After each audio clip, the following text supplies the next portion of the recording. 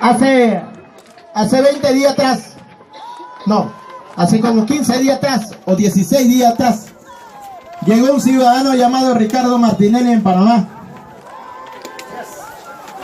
Mató, masacró, cegó a muchos jóvenes en la comarca. Más de 700 personas que quedaron cegados, viciados por los perdigones.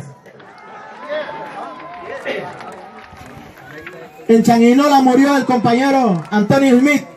11 compañeros murieron.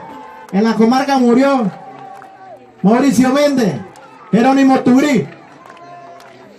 Muchos jóvenes, mucha gente quedaron bajo la tortura del gobierno pasado.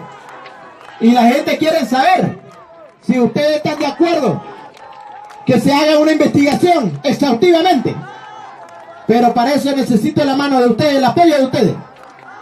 Porque la gente dice que aquí que los jóvenes no quieren que se investigue. ¿Qué fue lo que pasó aquí? En conflicto de 2011. Por eso, yo quiero que el pleno, ustedes son el pleno del Congreso General.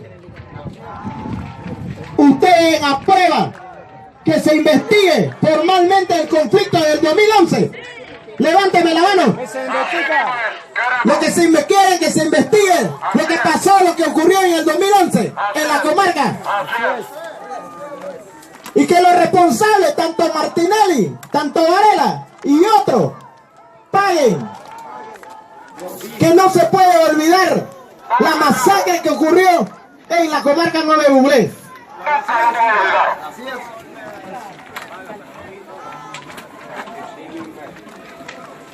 Ese es uno. Gracias por su apoyo. Sabemos de que hay gente que dice que los jóvenes no quieren nada. Aquí, bueno, ya lo están viendo. Ya sabemos lo que tenemos que hacer la dirigencia del Congreso. Y vamos a proceder. Porque yo estoy amarrando unos aparatos. De ver qué se va a hacer. Porque algo tenemos que hacer. Para que se aclarezca lo que pasó en 2011.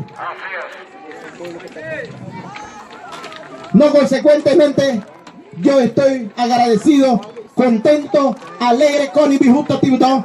¿Sabe por qué? Porque hay un pueblo